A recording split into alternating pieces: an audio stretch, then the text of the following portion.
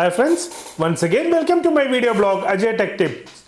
ഞാൻ അജയ്, നിങ്ങളേവർക്കും സുപരിചിതനാണ്. അപ്പോൾ ഞാനിന്ന് വന്നത് ഒരു ഇൻഫോർമേറ്റീവ് വീഡിയോ ആയിട്ടാണ്. ഇങ്ങനത്തെ ടെക് വീഡിയോസ് കാണുന്നുണ്ടെങ്കിൽ ആദ്യമായിട്ടാണ് എൻ്റെ ചാനൽ കാണണമെങ്കിൽ ഒന്ന് സബ്സ്ക്രൈബ് ചെയ്യുക, തൊട്ടടുത്തുള്ള കുഞ്ഞ് ബെല്ലൈക്കൺ പ്രസ് ചെയ്യുക, ലൈക്ക് ചെയ്യുക, കമൻറ്റ് ചെയ്യുക, മാക്സിമം ഷെയർ ചെയ്യുക.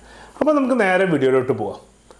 അതായത് നമ്മുടെ ഗുരുവായൂർ അമ്പലത്തിൽ സ്മാർട്ട് വാച്ച് ബാൻഡാണ്.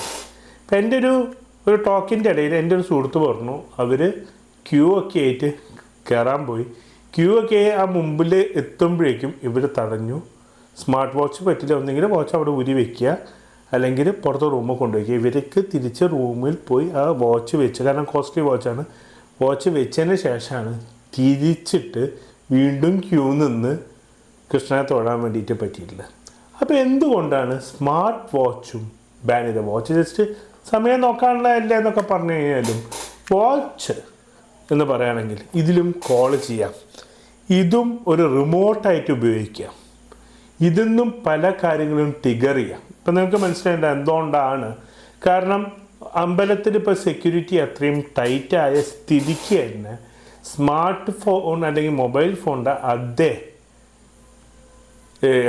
കാര്യങ്ങൾ ഇതിലുണ്ടാവും. പിന്നെ അതിൻ്റെ പുറമെ ഈ സ്മാർട്ട് വാച്ചിലുള്ള ബാറ്ററി ബ്ലാസ്റ്റ് ചെയ്യും. അതും അപ്പോൾ ഫോർ ദ സെക്യൂരിറ്റി പേർപ്പസ് എന്ത് പറയുക, അമ്പലത്തിൻ്റെ ഉള്ളിൽ. അപ്പോൾ എന്നോട് പറഞ്ഞപ്പോൾ ഞാൻ പറഞ്ഞ മറുപടി ഇത് തന്നെയാണ്. അപ്പം ഇത് നിങ്ങൾ അറിയണം. ഒന്നാമത്തെ കാര്യം, സ്മാർട്ട് വാച്ച് കെട്ടി ഗുരുവായൂർ പോകുന്നവർ ഈ വീഡിയോ തീർച്ചയായും കാണണം. ഇല്ലെങ്കിൽ തന്നെ നിങ്ങൾക്കും എൻ്റെ സുഹൃത്തിന് പറ്റിയ പോലെ ആ ക്യൂ നിന്ന് നടയുടെ അടുത്തെത്താറാകുമ്പോൾ എന്ത് ചെയ്യുക, തിരിച്ച് മടങ്ങി വരാം. അപ്പോൾ ഈ വീഡിയോ ഗുരുവായൂർ പോകുന്ന ആൾക്കാർക്കും സ്മാർട്ട് ഫോൺ യൂസ് ചെയ്തുകൊണ്ട് ഗുരുവായൂർ പോകുന്ന ആൾക്കാർക്ക് നിങ്ങളൊന്ന് ഷെയർ ചെയ്ത് കൊടുക്കുക.